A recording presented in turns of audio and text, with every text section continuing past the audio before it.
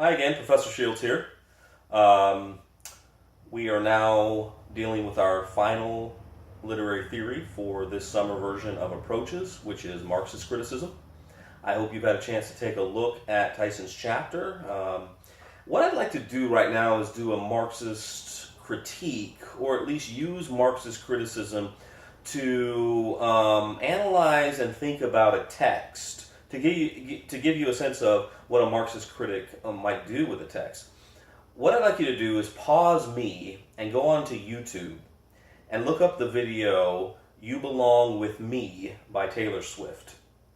And after you watch that once, or watch it a couple times through, unpause me, and what I'm going to do is start asking some questions and offer some ideas about that video from a Marxist standpoint. So go ahead and pause me, watch that video, "You Belong With Me" by Taylor Swift, and then come back. Okay, so you've been able to watch the video by now on YouTube.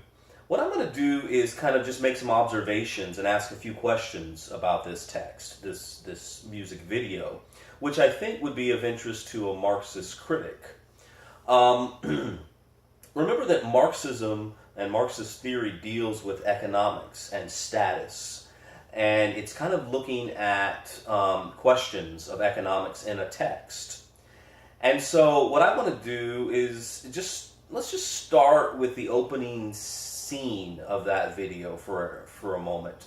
I know the video is about just to give a synopsis here of the video. It's about a girl who kind of sees herself as an underdog, or who is painted as an underdog in the video, who's in love with the boy next door, and yet he's with another girl. But by the end of the video, it kind of changes, and she's able to win him over, and they unite, and she in the end they get together. I, as a Marxist critic, for example, let's say, might ask some questions, however, that are not necessarily just about that idea of romance and love and getting the girl or getting the guy in the end. For example, the first scene of this video, we see two houses next to each other. And I guess one of the things I would start to say about that is they're very nice houses. You know, there's some suggestion of class and economic status in the opening scene there. These two nice homes. Then we also see these two these teenagers, who are kind of next door to each other, sending messages across, right? Each of them seems to have their own room, which also suggests something about class, that they're able to have their own room, their own space. They don't share that. They also have very nice things in those rooms. So right from the get-go, right from the beginning of the video, we might be able to make some observations about questions of class and economics. As the video moves on, I want to point out just a couple more things. One, there's this idea, maybe just in the head of the girl next door, who's in the band, that somehow she keeps seeing herself as this underdog character, right? She says she's the cheer captain, the other girl, and I'm on the bleachers, as if I'm on the sidelines. I'm not, except she's part of the school band. And if you look at the scene where she's actually on the bleachers, she is able to afford to be in the band. She's able to afford the instrument. She affords the outfit that the band members wear.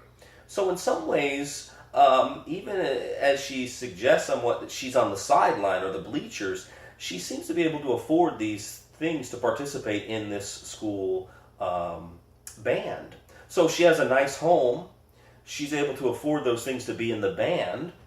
And I'm going to make a couple more observations. One, there's a scene where she's sitting on a bench with the boy, and his girlfriend drives up in this really nice car that suggests something about her economic status, right? Or where she is class-wise. And it seems that the boy, well, we know the boy gets in the car and leaves with her, and perhaps that's suggesting something about, he's with the girl who has the money or more money than the girl who remains there on the bench. And we're supposed to feel in some ways as she kind of looks downtrodden at that moment. Except this girl, when you think about it, we've seen her house. She's in the band. She's got nice things in her room. And by the end of the video, she says she's not going to this dance, but at the last minute, she shows up in a great dress that she somehow is able to afford, right? So I guess the question I have, the bigger question I have about this video is it an underdog story? If it is it suggesting that this girl who sees herself as inferior in a lot of ways is able to win the guy despite his girlfriend's financial status, which affords her a very nice car and so on and so forth? Yet, from a Marxist standpoint, I might wonder, this so-called underdog already has so many nice things. She already lives in so many ways a very privileged lifestyle. So I wonder, how much of an underdog story is it? Because the difference in class between her and the girlfriend of the guy that she wants to be with, to her may be a huge difference. But she's already doing pretty well. She already has very nice things. She's not starting off with nothing. So if this is an underdog story, I would say she's not that much of an underdog. And so then I would ask some of these questions that Tyson talks about on page 65 of the chapter, or I'd ask a variation on those. One, is the text, the video, anti-capitalism? Is it pro-capitalism? What is it saying about all of these things that involve class and money? And remember, Tyson talks about capitalism as an ideology. And an ideology is a system of beliefs, a way of seeing the world, a kind of set of principles or ideas that you have to understand the world and our place in it and how things operate. And oftentimes, as Tyson talks about, some ideologies can be repressive or oppressive and keep us in our place. We might think that that's just the way the world is. Tyson, I think I'm quoting here, or half quoting Tyson here. The world may seem to just be like that, but perhaps it's not. It's just the way we're told the world is, and we buy into it. And I wonder, what type of ideology, what kind of ideology is being given to us through this video? Is it suggesting something about, the struggle between classes, and in the end, the person of the lower class wins the day? But the truth is, she also is in a very good place financially from what the video shows. So I wonder if it is... I don't exactly have a thesis yet, but I just want you to see that these are the things I'm thinking about as I look at this text. And maybe you have some better ideas about that. So those are some of the things to think about. What type of ideology is this video promoting when it comes to capitalism? What types of things do we notice about these characters and their either being privileged or their lack of privilege? And so that's one way to maybe start looking at a text. And maybe I'll make a second video where I come up with a stronger thesis about the video. But at this point, those are just some things I've noticed, that I've observed about it. And if I were to give you a literary text, say on the final exam, and ask you to do some Marxist critique of that text, those are some of the things you would want to look for.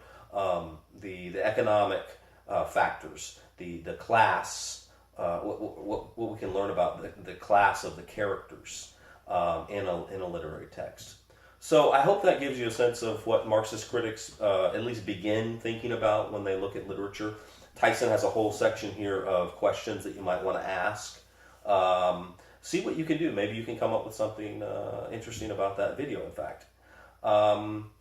The next video I make will be the video for our final week, which is week 6 next week, and it will be to discuss kind kind of just a general overview of what we've done and maybe to give you some ideas about what the final exam will be like. So I will see you next time. Take care.